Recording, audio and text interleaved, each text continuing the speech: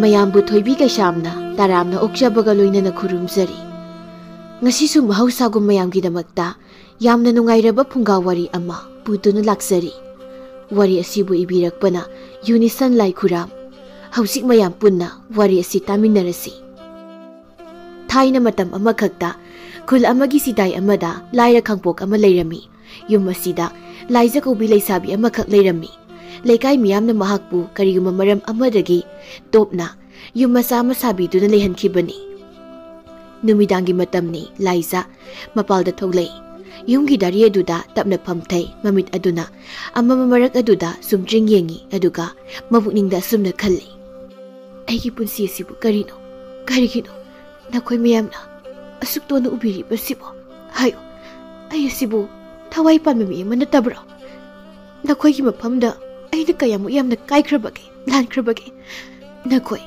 minungsi yamna leimande tanja aduda mahakna lariba asik pusidai mapa adomda chinglaktagi karigumba makum tharei madu yumda loinaba huini amu masugi hoya duna yumdong masa matang laribadu tamna lai khongsu khongde tumina sangsilai aduga mangoldu umduna phamdu lariba nupi duda munna yenglami laijasu huye duna mahaki mit mangda leptuna laribadu ure ha tawbui nang mangai lairabi nongdam tibi bu nungsibiri basi खुले कायसिगी मियोइसिंग असिना आइबु लमचत नाइदबि हाइदुना इनथोक्तुना थम्बिरी असुकुइबु मतमसे आइगी नाक्ता कनामता नक्सलखिदे कनामता नलाखिदे अदुबु नंगदि असिगु मतम असिदा आइगी इनाक्ता तोइना लाई नंग मंगाइरि आइबु नुक्सिबिरिबा अदुबु हुइलाबा नंगा Eega इरोदि तिनादबना पुकनंगी वफम अमत्तदि हाइजबा खंगनबा ngamtre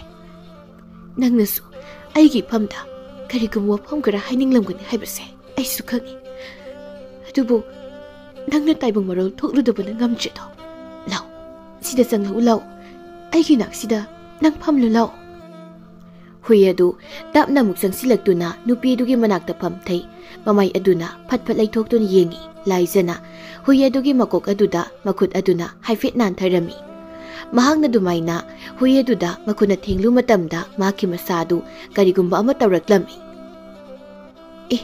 karino aigi isa sida phaurakli basibo huye sibu thenglubda swailawa makum tawe masigi huye sibu asi haiduna mamin aduna huyeduda munna yengi aduga haisei nongmuta aina nangbo aigi khut asina soklude nangna lakpu budi aina duma oi adubu ngasi aina nangi hakjang se suklu matam asida karino aigi hakjang asida phaurakli basibo nate tawbu hui nangbu karaba makalgi huino nongmata aina nangbu hana kaksu ukiche aina mafam asida leiba matam adudagini nang uriba mitna yengba matamda hui aduna karigum wafam kharadi hainingba mali adubu mahakna haidokpa ngamdaba oibana pukning wakhalda karigumba langtaknaba amadi phauri asumna makhoi anina mapalda leiri matamsu asum thengjilaklami matamsisu thengjilaklе aisu imungda sangduna tumnaba tawrage hui adubu yengduna nangbu aigi naksilege haribro adu natragana nangi nakona chakhigero hui adu phuk hawgalei mamai adu phara haiduna mafam adudagi sakhirami madubu yengduna laijana chatlage haribu oireko chalo chalo fajana chalo ko hayeng amuk aigi nakta lao aikhoi ani wari sanasi laijasu imungda sanglakle mahaki phamung aduda kakhatuna mon aduda hipthare sidai aduda mahaki yumasa adu khaktani leiriba aduna ahing amata fajana mahak tumba yade phataba misingna sanglaklavadi haina khanjarami mafam aduda mahak yamna wana leijarami hipna wakhalda khalli karidi upai lei mafam asinatana aigi sangjafam mafam kaida leite girabasu warabasu mafam asida ai adumak leiba dai phatraba makoi singna aigi punsi sibo asumna ohenkibani ai yamna pende khaluraga pukning wakhalase phathaba ngamlakte asu wana hingadaba saruk mahaktabu halamlaga aibu sikrasira asumna leiba aigi punsi sibo karida nungairibage sikibani hena phai ai landi lankidabani ko ai mihat binate ꯑꯁꯤ ꯍꯥꯏꯗꯨꯅ ꯍꯧꯈ꯭ꯔꯕ ꯅꯨꯃꯤꯠ ꯑꯗꯨꯒꯤ ꯊꯧꯗꯣꯛ ꯑꯗꯨꯕꯨ ꯃꯍꯥꯛꯅ ꯅꯤꯡꯁꯤꯡꯂꯛꯏ꯫ ꯈꯨꯜ ꯂꯩꯀꯥꯏ ꯑꯗꯨꯒꯤ ꯃꯤꯑꯣꯏꯁꯤꯡꯅ ꯇꯣꯝꯕꯤ ꯑꯃꯗꯤ ꯃꯆꯥꯅꯨꯄꯤ ꯂꯥꯏꯖ ꯑꯁꯤꯕꯨ ꯌꯥꯝꯅ ꯌꯦꯡꯁꯤꯜꯂꯤ꯫ ꯃꯈꯣꯏ ꯑꯅꯤꯕꯨ ꯍꯟꯊꯅ ꯈꯟꯕ ꯍꯥꯏꯕꯗꯨ ꯑꯣꯏꯔꯝꯃꯤ꯫ ꯑꯃꯔꯣꯝꯗ ꯂꯥꯏꯖ ꯑꯁꯤ ꯃꯁꯛ ꯃꯇꯧ ꯌꯥꯝꯅ ꯐꯖꯕꯤ ꯅꯨꯄꯤ ꯑꯃ ꯑꯣꯏꯔꯝꯃꯤ꯫ ꯂꯥꯏꯖꯒꯤ ꯐꯖꯕ ꯁꯛꯇꯝ ꯑꯁꯤꯗ ꯈꯨꯜ ꯂꯩꯀꯥꯏ ꯑꯗꯨꯒꯤ ꯃꯤꯑꯣꯏꯁꯤꯡꯅ ꯉꯥꯎꯅꯔꯝꯃꯤ꯫ ꯃꯇꯨꯡꯗ ꯀꯣꯏꯇꯥꯟ ꯇꯥꯟꯅꯔꯝꯃꯤ꯫ ꯂꯝꯕꯤ ꯂꯝꯖꯥꯎꯗ ꯀꯣꯏꯇꯥꯟ ꯇꯥꯟꯅꯕꯗꯤ ꯍꯦꯟꯗꯣꯔꯛꯇꯅ ꯃꯌꯨꯝꯗ ꯐꯥꯎ ꯌꯧꯁꯤꯜꯂꯛꯂꯝꯃꯤ꯫ ꯇꯣꯝꯕꯤꯅ ꯍꯤꯡꯅꯕꯒꯤ ꯂꯥꯟꯐꯝꯗ ꯀꯩꯊꯦꯜ ꯐꯝꯗꯨꯅ ꯍꯤꯡꯅꯕ ꯍꯣꯠꯅꯔꯝꯃꯤ꯫ ꯅꯨꯃꯤꯗꯥꯡ ꯋꯥꯏꯔꯝ ꯃꯇꯝꯅꯤ꯫ ꯃꯇꯝ ꯑꯁꯤꯗ ꯇꯣꯝꯕꯤ ꯀꯩꯊꯦꯜꯗꯒꯤ ꯀꯨꯝꯂꯛꯏ꯫ ꯂꯝꯕꯤꯗꯅꯤ ꯐꯩꯖꯥꯎ ꯀꯧꯕ ꯅꯨꯄꯥ ꯑꯃꯅ ꯐꯟ ꯆꯣꯡꯁꯤꯜꯂꯛꯇꯨꯅ ꯇꯣꯝꯕꯤꯗ ꯑꯁꯨꯝꯅ ꯍꯥꯏ, "ꯏꯃꯥ, ꯀꯩꯊꯦꯜ ꯀꯨꯝꯕꯤꯔꯛꯂꯕ꯭ꯔꯣ?" ꯇꯣꯝꯕꯤꯅ ꯐꯩꯖꯥꯎ ꯃꯁꯛ ꯃꯨꯟꯅ ꯈꯪꯉꯤ꯫ ꯐꯩꯖꯥꯎꯒ ꯃꯍꯥꯛꯀ ꯆꯍꯤ ꯀꯌꯥ ꯊꯣꯏꯅ ꯈꯦꯠꯅꯔꯝꯂꯣꯏ꯫ ꯑꯗꯨꯕꯨ ꯐꯩꯖꯥꯎꯅ ꯃꯍꯥꯛꯀꯤ ꯑꯃꯠꯇ ꯄꯣꯛꯆꯕꯤ ꯃꯆꯥꯅꯨꯄꯤ ꯂꯥꯏꯖꯕꯨ ꯍꯧꯗꯣꯡꯅ ꯄꯦꯕꯦꯠ ꯃꯆꯥ ꯂꯨꯝꯕꯒꯨꯝꯅ ꯀꯣꯏꯔꯨꯝ ꯂꯨꯝꯗꯨꯅ ꯂꯩꯔꯤ꯫ ꯐꯩꯖꯥꯎꯅ ꯑꯃꯨꯛꯀꯁꯨ ꯍꯥꯏ, "ꯏꯃꯥ, ꯋꯥꯒ ꯀꯌꯥ ꯉꯥꯡꯕꯤꯗ꯭ꯔꯤꯕꯁꯤꯕꯨ ꯀꯩꯊꯦꯜ ꯐꯝꯕꯗ ꯄꯣꯠꯀ ꯏꯁꯤꯠ ꯁꯤꯠꯄꯤꯔꯛꯇꯕ꯭ꯔꯅꯦ?" ꯃꯁꯤꯗ ꯇꯣꯝꯕꯤꯅ ꯈꯨꯝꯃꯤ, "ꯐꯩꯖꯥꯎ, ꯀꯔꯤꯅꯣ ꯅꯪꯅ ꯇꯧꯔꯤꯕꯁꯦ? ꯑꯩ ꯑꯁꯤꯕꯨ ꯅꯪꯒꯤ ꯅꯃꯥꯔꯣ? ꯀꯔꯤꯒꯤꯅꯣ ꯅꯪꯅ ꯑꯩꯉꯣꯟꯗ ꯏꯃꯥ ꯀꯥꯏꯅ ꯀꯧꯔꯤꯕꯗꯨꯕꯣ? ꯑꯩꯅ ꯅꯪꯉꯣꯟꯗ ꯀꯌꯥꯔꯛ ꯍꯟꯅ ꯑꯗꯨꯒꯨꯝꯅ ꯃꯤꯡꯒꯧꯗꯣ ꯁꯤꯖꯤꯟꯅꯔꯛꯀꯅꯨ ꯍꯥꯏꯕ ꯅꯠꯇ꯭ꯔꯣ? ꯅꯃꯥꯏ ꯑꯃ ꯄꯥꯜꯂꯤꯕꯗꯣ ꯀꯔꯤꯁꯨ ꯏꯀꯥꯏꯕ ꯈꯪꯗꯦꯅꯦ." "ꯑꯦ, ꯑꯩꯅꯗꯤ ꯏꯃꯥꯅꯤ ꯈꯟꯗꯨꯅ ꯊꯧꯒꯜꯂꯣꯟ ꯑꯃꯒ ꯂꯣꯏꯅꯅ ꯏꯃꯥ ꯀꯥꯏꯅ ꯅꯨꯡꯁꯤꯅ ꯀꯧꯖꯔꯤ꯫ ꯅꯠꯇꯦ, ꯅꯆꯥꯅꯨꯄꯤꯗꯨ ꯐꯩꯖꯥꯎ ꯑꯣꯏꯅ ꯂꯧꯔꯗꯕꯅꯤ꯫ ꯐꯩꯖꯥꯎ ꯑꯩꯒꯤ ꯅꯨꯄꯤ ꯑꯣꯏꯔꯗꯕꯅꯤ꯫ ꯑꯗꯨꯅ ꯏꯃꯥꯗ ꯏꯃꯥ ꯀꯧꯕ ꯀꯔꯤꯁꯨ ꯀꯥꯏꯗꯦꯅ." "ꯍꯩ ꯐꯩꯖꯥꯎ, ꯅꯪ ꯌꯥꯝꯅ ꯍꯦꯟꯖꯤꯜꯂꯛꯀꯅꯨ꯫ ꯈꯨꯜ ꯑꯁꯤꯗ ꯁꯦꯜ ꯄꯥꯏ, ꯏꯅꯥꯛ ꯀꯩꯔꯥꯛ ꯈꯨꯜꯂꯦ ꯍꯥꯏꯗꯨꯅ ꯏꯃꯥ ꯏꯆꯥ ꯑꯅꯤꯕꯨ ꯑꯗꯨꯛ ꯍꯛꯅ ꯎꯁꯤꯠꯇꯕꯁꯨ ꯇꯧꯒꯅꯨ꯫ ꯂꯩꯀꯥꯏ ꯄꯥꯜꯂꯤ ꯍꯥꯏꯕ ꯈꯪꯗꯕ꯭ꯔꯥ? ꯃꯇꯨꯡꯒ ꯇꯧꯔꯕꯗꯤ ꯈꯨꯜ ꯂꯩꯀꯥꯏ ꯇꯥꯛꯀꯗꯕꯅꯤ, ꯈꯪꯉꯣ." "ꯀꯔꯤ ꯍꯥꯏꯕ? ꯈꯨꯜ ꯂꯩꯀꯥꯏ ꯇꯥꯛꯀꯅꯤ ꯍꯥꯏꯕ? ꯍꯣ ꯏꯅꯦꯝ ꯅꯨꯡꯁꯤꯕꯤ, ꯀꯥꯟꯅꯔꯔꯣꯏꯗꯕ ꯋꯥꯗꯣ ꯑꯗꯨꯝ ꯉꯥꯡꯂꯒ ꯀꯔꯤ ꯀꯥꯟꯅꯒꯗꯣꯏꯅꯣ? ꯂꯩꯀꯥꯏ ꯑꯁꯤꯗ ꯂꯩꯔꯤꯕ ꯃꯤꯑꯣꯏ ꯈꯨꯗꯤꯡꯃꯛ ꯐꯩꯖꯥꯎ ꯍꯣꯏꯒꯤ ꯏꯔꯟ ꯆꯥꯗꯕ ꯑꯝꯇ ꯂꯩꯔꯝꯂꯣꯏ, ꯌꯥꯎꯔꯝꯂꯣꯏ꯫ ꯃꯄꯨ ꯍꯣꯏꯅ ꯌꯣꯛꯄꯤꯔꯤꯕ ꯍꯨꯏ ꯃꯈꯣꯏꯅ ꯍꯨꯏꯕꯨ ꯑꯩꯉꯣꯟꯗ ꯑꯣꯟꯁꯤꯟꯗꯨꯅ ꯈꯣꯡꯂꯛꯄꯗꯤ ꯃꯇꯤꯛ ꯅꯠꯇꯦ꯫ ꯈꯣꯡꯂꯛꯄꯁꯨ ꯉꯝꯂꯣꯏ, ꯈꯪꯂꯕ꯭ꯔꯥ? ꯀꯩꯗꯧꯒꯦ? ꯈꯔꯁꯨ ꯂꯦꯝꯅ ꯍꯤꯡꯕ ꯇꯥꯕꯤꯌꯨꯕ꯫ ꯅꯁꯥꯒꯤ ꯆꯍꯤ ꯑꯗꯨꯕꯨ ꯈꯨꯠ ꯊꯦꯛꯇꯨꯅ ꯄꯥꯕꯤꯕ ꯌꯥꯗꯕ꯭ꯔꯣ? ꯅꯠꯇꯦ, ꯅꯪꯕꯨ ꯆꯍꯤ ꯀꯌꯥ ꯁꯨꯔꯒꯦ? ꯑꯩꯅ ꯅꯉꯣꯟꯗꯒꯤ ꯍꯟꯒꯦꯅ ꯍꯜꯂꯝꯂꯕꯗ ꯆꯍꯤ 5-6 ꯃꯉꯥꯏ꯫ ꯑꯗꯨꯒ ꯅꯪꯅꯁꯨ ꯑꯩꯒꯤ ꯏꯆꯥꯅꯨꯄꯤ ꯀꯥꯏꯅ, ꯏꯕꯨꯡꯉꯣ, ꯀꯥꯟꯅꯔꯣꯏ, ꯅꯁꯨꯡ ꯂꯦꯡꯃꯥꯟꯅꯕꯗ ꯍꯥꯏꯔꯨꯆꯣ." "ꯏꯃꯥꯅ ꯋꯥꯈꯜꯗꯣ ꯁꯦꯔꯥꯟꯅꯅ ꯆꯠꯄꯤꯈ꯭ꯔꯦ꯫ ꯅꯠꯇꯦꯅꯦ ꯏꯃꯥ, ꯅꯨꯡꯁꯤꯅꯕ ꯀꯥꯏꯅ ꯍꯥꯏꯔꯤꯕꯁꯤꯕꯨ ꯆꯍꯤ ꯃꯇꯥꯡꯒ ꯈꯥꯏꯗꯣꯛ ꯈꯥꯏꯖꯤꯟ ꯇꯧꯕ ꯖꯥꯠꯂꯣ? ꯍꯥ? ꯈꯪꯖꯗ꯭ꯔꯗꯨꯅ ꯍꯪꯖꯕꯅꯤꯀꯣ, ꯋꯥꯔꯧꯕꯤꯔꯣꯏ꯫ ꯅꯪ ꯌꯥꯝꯅ ꯍꯦꯟꯖꯤꯜꯂꯛꯂꯦ꯫ ꯐꯖꯅ ꯍꯥꯏꯔꯤꯉꯩꯁꯤꯗ ꯂꯦꯞꯍꯧꯕꯅ ꯅꯪꯒꯤ ꯄꯨꯟꯁꯤꯗꯣ ꯑꯐꯕ ꯍꯥꯏꯕꯗꯨ ꯑꯣꯏꯒꯅꯤ꯫ ꯀꯩꯗꯧꯒꯦ? ꯈꯔꯁꯨ ꯂꯦꯝꯅ ꯍꯤꯡꯕ ꯇꯝꯕꯤꯌꯨ꯫ ꯃꯤꯑꯣꯏꯕꯒꯤ ꯄꯨꯟꯁꯤꯕꯨ ꯈꯔꯁꯨ ꯃꯃꯜ ꯂꯩꯅ ꯈꯟꯕꯤꯌꯨ꯫ ꯀꯩꯗꯧꯒꯦ?" "ꯃꯗꯨ ꯑꯩꯉꯣꯟꯗꯗꯤ ꯌꯥꯔꯣꯏ꯫ ꯐꯩꯖꯥꯎ ꯍꯣꯏꯒꯤ ꯃꯥꯌꯣꯛꯇ ꯂꯩꯔꯛꯄ ꯃꯤ ꯑꯃꯠꯇ ꯑꯩꯅ ꯂꯦꯝꯅ ꯊꯥꯔꯣꯏ꯫ ꯑꯩ ꯑꯁꯦ ꯐꯩꯖꯥꯎꯅꯤꯅꯦ, ꯐꯩꯖꯥꯎ꯫ ꯐꯩꯖꯥꯎ ꯑꯩꯅ ꯄꯥꯝꯈꯤꯕ ꯄꯣꯠꯁꯛ ꯑꯃꯠꯇ ꯉꯁꯤ ꯐꯥꯎꯕ ꯐꯪꯗꯅ ꯇꯣꯛꯇ꯭ꯔꯤ꯫ ꯑꯩꯅ ꯍꯧꯖꯤꯛ ꯄꯥꯝꯂꯤꯕꯁꯦ ꯅꯪꯒꯤ ꯅꯆꯥꯅꯨꯄꯤ ꯃꯁꯛ ꯐꯖꯕꯤ ꯑꯗꯨꯕꯨꯅꯤ꯫ ꯅꯃꯥ ꯅꯆꯥ ꯑꯅꯤꯅ ꯌꯥꯝꯅ ꯋꯥꯅ ꯂꯩꯔꯤꯕꯗꯨꯕꯨ ꯅꯨꯡꯉꯥꯏꯖꯧ ꯍꯥꯏꯕꯤꯕꯅꯤ꯫ ꯂꯥꯏꯕꯛ ꯐꯕꯅꯤ ꯍꯥꯏꯅ ꯈꯟꯒꯦ ꯂꯩꯇꯦ꯫ ꯑꯗꯨꯒ ꯑꯩꯉꯣꯟꯗ ꯑꯣꯏꯅ ꯑꯣꯟꯁꯤꯟꯗꯨꯅ ꯁꯥꯎꯔꯤꯅꯤꯅꯦ꯫ ꯑꯗꯨꯛ ꯌꯥꯝꯅ ꯄꯪꯂꯤꯕꯗꯨꯕꯨ ꯀꯔꯤꯒꯤꯅꯣ? ꯏꯃꯥ ꯏꯆꯥꯅ ꯐꯅ ꯂꯥꯏꯔꯕ ꯑꯃ ꯑꯣꯏꯖꯕ ꯇꯥꯔꯕꯁꯨ ꯉꯁꯤ ꯐꯥꯎꯕ ꯂꯩꯔꯛꯄꯁꯤꯗ ꯀꯅꯥ ꯑꯃꯒꯤ ꯃꯐꯝꯗꯒꯤ ꯆꯦꯡ ꯈꯨꯌꯥ ꯑꯃ ꯅꯤꯔꯨꯗ꯭ꯔꯤ꯫ ꯑꯩꯈꯣꯏꯁꯨ ꯁꯦꯜ ꯇꯥꯟꯕ ꯍꯩ, ꯃꯤꯒꯤ ꯃꯔꯜ ꯃꯊꯨꯝꯗ ꯆꯣꯞꯄ ꯃꯤꯁꯛꯁꯨ ꯅꯠꯇꯦ꯫ ꯑꯗꯨꯒꯨꯝꯕ ꯃꯤꯑꯣꯏ ꯀꯌꯥ ꯑꯃ ꯂꯩꯕꯅꯤ꯫ ꯃꯈꯣꯏꯕꯨ ꯑꯣꯏꯅ ꯊꯤꯕꯤꯔꯨꯔꯣ꯫ ꯑꯩꯅ ꯑꯃꯨꯛꯀꯁꯨ ꯍꯥꯏꯔꯤꯕꯁꯤꯅꯤ, ꯂꯥꯏꯔꯕ ꯃꯤꯁꯨ ꯃꯤꯅꯤ꯫ ꯑꯩꯈꯣꯏꯁꯨ ꯅꯈꯣꯏꯒꯨꯝꯅ ꯆꯥꯛ ꯆꯥꯏ, ꯀꯞꯄ ꯅꯣꯛꯄ ꯂꯣꯏꯅ ꯍꯩ." ꯑꯁꯤ ꯍꯥꯏꯗꯨꯅ ꯃꯌꯨꯝꯒꯤ ꯊꯣꯡꯒꯥꯜ ꯂꯝꯕꯤ ꯑꯗꯨꯗ ꯇꯣꯝꯕꯤ ꯆꯪꯈꯤꯔꯝꯃꯤ꯫ ꯐꯩꯖꯥꯎꯅ ꯂꯦꯞꯇꯨꯅ ꯌꯦꯡꯍꯧꯏ꯫ ꯑꯗꯨꯒ ꯃꯆꯤꯟꯗ ꯁꯣꯜꯂꯤ, "ꯅꯆꯥꯅꯨꯄꯤꯗꯣ ꯃꯁꯛ ꯐꯖꯩ꯫ ꯐꯩꯖꯥꯎ ꯍꯣꯏꯒꯤ ꯅꯨꯄꯤ ꯑꯣꯏꯅ ꯂꯧꯕꯤꯒꯦ ꯍꯥꯏꯕꯒꯤ ꯋꯥꯅꯤ꯫ ꯃꯁꯤꯗ ꯌꯥꯗ ꯌꯥꯗ꯭ꯔꯒꯅ ꯅꯪ ꯑꯣꯏꯅ ꯂꯧꯔꯕꯁꯨ ꯑꯩꯗꯤ ꯀꯔꯤꯁꯨ ꯀꯥꯏꯗꯦ꯫ ꯑꯩꯒꯤꯗꯤ ꯑꯃ ꯍꯦꯛꯇ ꯏꯌꯥꯗ ꯌꯥꯏꯗ." ꯇꯣꯝꯕꯤ ꯃꯆꯥ ꯑꯗꯨ ꯑꯁꯥꯎꯕ ꯑꯃꯒ ꯂꯣꯏꯅꯅ ꯃꯆꯤꯜ ꯑꯗꯨꯗ ꯃꯨꯔꯨꯝ ꯃꯨꯔꯨꯝ ꯁꯣꯟꯗꯨꯅ ꯏꯃꯨꯡꯗ ꯆꯪꯉꯤ꯫ "ꯑꯩꯈꯣꯏ ꯑꯁꯤꯕꯨ ꯂꯥꯏꯔꯕ ꯃꯆꯥꯅꯤ ꯍꯥꯏꯗꯅ ꯃꯍꯥꯛꯅ ꯑꯁꯨꯛ ꯍꯟꯊꯅ ꯌꯦꯡꯕ ꯌꯥꯕ꯭ꯔꯥ? ꯌꯦꯡꯉꯨ ꯌꯦꯡꯉꯣ, ꯃꯁꯤꯗꯒꯤ ꯍꯦꯟꯅ ꯍꯦꯟꯖꯤꯜꯂꯛꯂꯕꯗꯤ ꯇꯣꯝꯕꯤ ꯑꯩꯅ ꯀꯔꯤ ꯇꯧꯔꯛꯄꯒꯦ ꯍꯥꯏꯕꯗꯣ ꯌꯦꯡꯉꯣꯕ꯫ ꯍꯟꯅꯨꯔꯕ ꯅꯪꯅꯁꯨ ꯑꯩꯒꯤ ꯏꯆꯥꯅꯨꯄꯤꯒꯤ ꯃꯪꯂꯥꯟ ꯀꯥꯏꯁꯨ ꯁꯥꯒꯠꯆꯕ ꯁꯥꯏ, ꯃꯪꯖꯕ ꯁꯥꯏ꯫ ꯈꯪꯉꯣꯏꯗ꯭ꯔꯗꯣ ꯍꯧꯗꯣꯡ ꯂꯝꯃꯣꯏꯕ ꯍꯥꯠꯄ ꯁꯣꯏꯔꯣꯏꯁꯦ."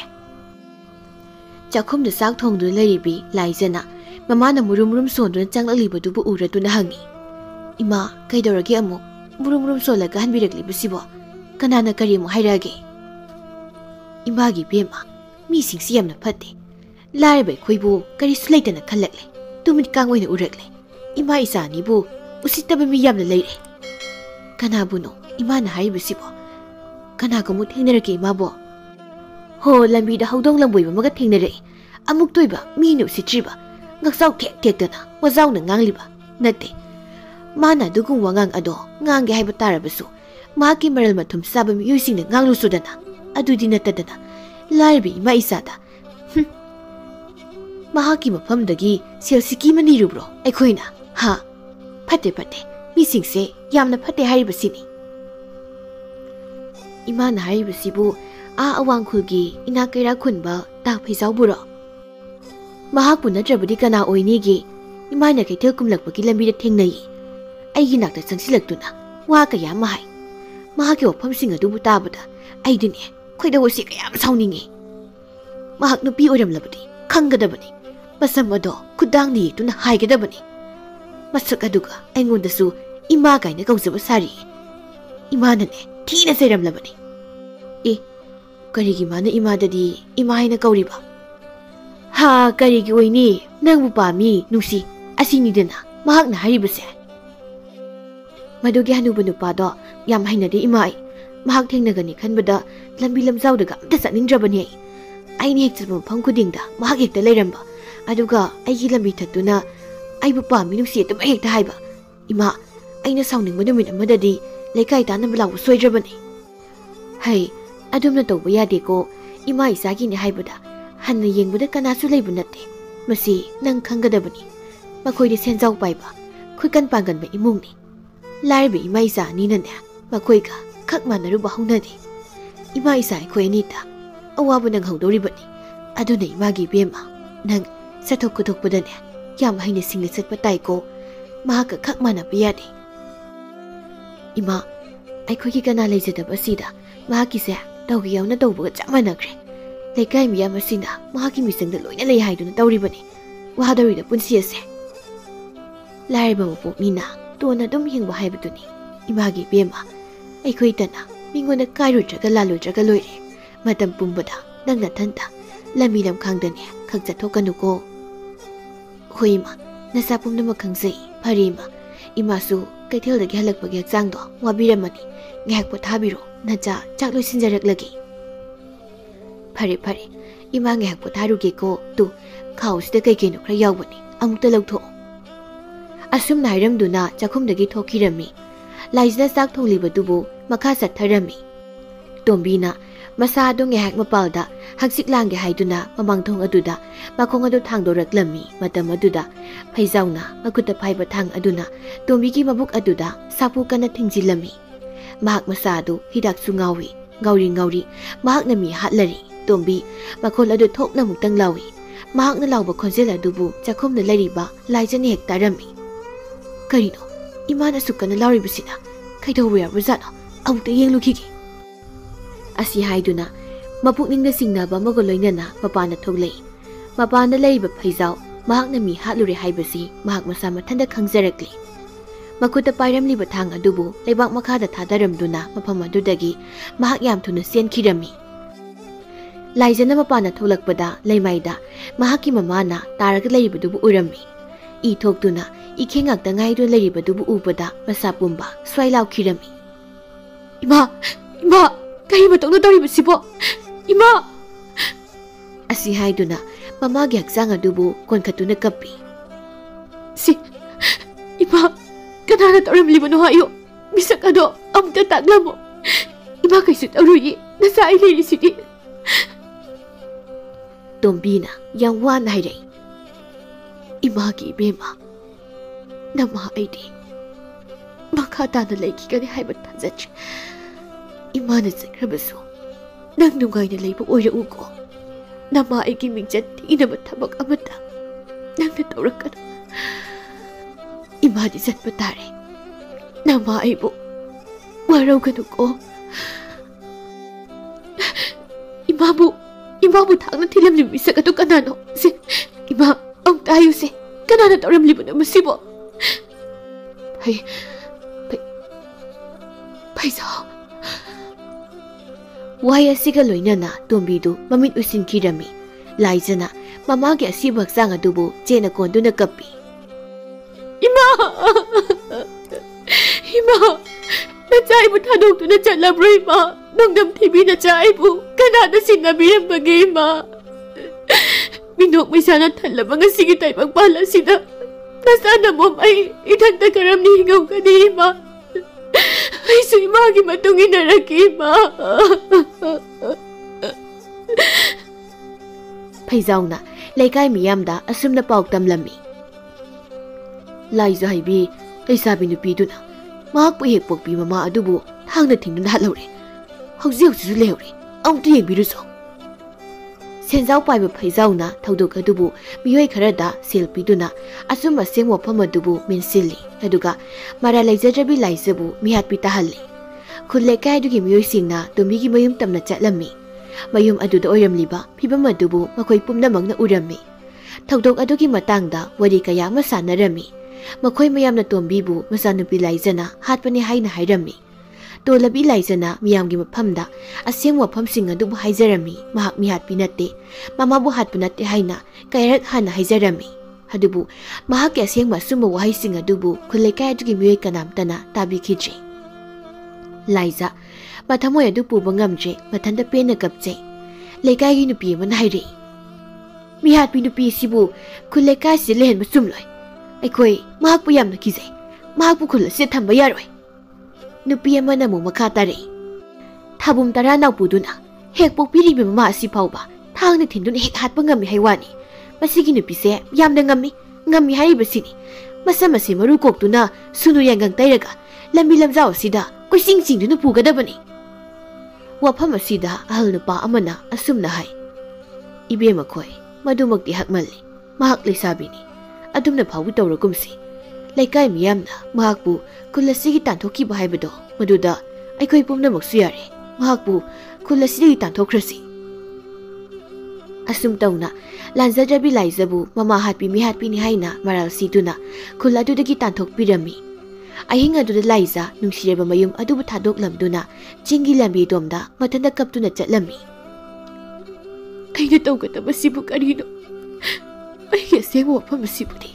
Makoy kanapta na tabi di. Tulabi ay giwari sibo. Tabi magimuhunta. Ay mabihat pinihay na ilan si Biri. Ay po, kung nalay ba yaro hay na, tantok Biri. Ay nausiklay ka na ba mapamasibo. Mapamasibo ka na no. Asam ng wakal yam na wana asum chat lami. Jingadugi manak oirap na, yung dongpok masama lay, yung asida, tahay na ahal nupa malay ramihay. Ahal adu sikhi badagi, yung adu, ihang-hang na, adu maglay rakiba ni. Lari ba yung adu tam na, lay zang sili, yung adu buyeng do na. Kana suling na traba, mapamasiki yung masida, ay lay rake.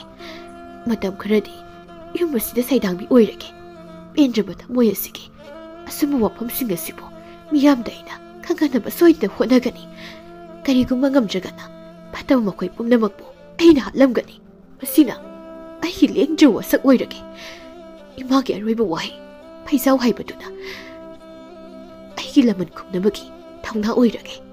Tapaisaw, nangipon si Budi, ay nasuay na namang alam gani ko. Milu pirang duday tog do na, yung maduda mahagsang sili. Jingyagi lamhang aduda, madumatanta, laiza, yung dongpok aduda, mahaglay pataki. Akiba kaya kang duna mahaklay ki. Matang ginumit-ginumidang dani, Laiza, mahakiwakal adu, yam na wana na pamli, mahak na kali. Ay kipun siya sibo. Asum na sung wana lay ki si Haibra. Ay buuba madamda, makoy na tinsipi. Ay buti na tinangangi. Kayam koy na, asi kumatsay na sibo. Ay hakangki gani. Tasiyang na ay hingning siya. Asi bataway amuoy duna. Ignalay kragi ay hak. Mamin adu na singyarong gilambi domda hayvet yengi. Heyek lakpa, huy amubo dubu, lakpo ubrahay na yeng lami, adubu, lakpo uramde. Ay hinak na heyek lakpa, dumidak na lakpo huy amubo duso, lakde na ngasi di. Mahakpo, ngasi, ay hinak asi laklaroy siya. Laklaroy, kanap na na, ay hinak asi laklaroy. Ay punong siba kanap na late. Naktom yeng mo na wara pa, tanana sunong sibi siya ba ay kipun si ase, arem na. Adu makmang sa krasan. hui amubadubu lakbra haina hanna muktang yenglamlaga haugattuna imungda sangkhirami imungda leiba thawri ema paiduna mapanda muktholei thawri adubu yengduna haizai masina ki pukning wakhal ase nganba ngamlagani masina tana atopa upai ama muk leiraroi ayeng ase loikhidrigai thawri asina ai ingaksa masina thuduna aroi basor hoikraki ima nachai bu waro biganu ko ima kina nakta nachai sulak lagi ma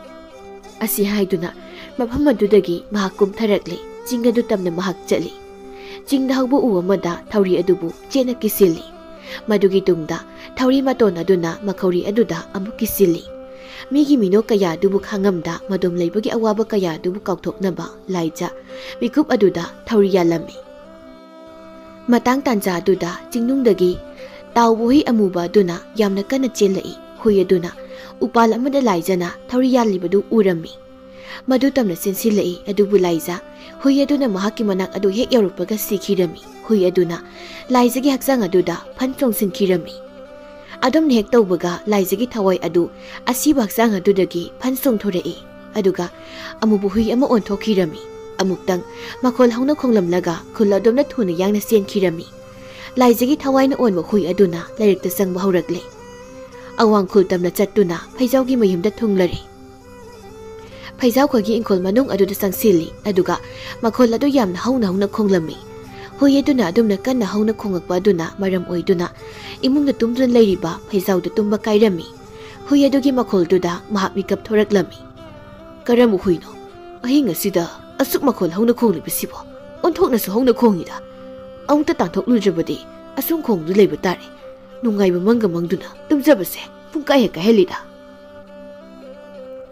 asumna khanduna phamundagi haugatuna mapana thoraklami hui amuba mana suwang matona leptuna mamai yumlomda onsinduna khonglibadu bahakna urami kanagi hui amubunu masibo ekoi swai hui sumande hais hui se masi hekta phaurage hui si phaduna phajana thonglagoi sarage chaning dana leibane phanadum tan chari phaijawna sumang adu tamna kumthai aduga hui adu lariba mafam adu tamna tapna changsili aduga hui adu phana bu honai laijagi thawaina onba hui aduna mabuk phatabu phaijaw adubu ubada mabuk ningda khali nangna aigi ima bu hakhibani aigi ima bu thangna thinduna hakhibani solabi aibuna mihat bi mingthol bu phangan khibani punsi ase nangi sarau langda buhana leirure aina taibungde hinglingaida nangbu hatuna imagi laman kumangam kirabaso ngasidi mikup asida nangbu hatu laman kumlagani nangda hatlaga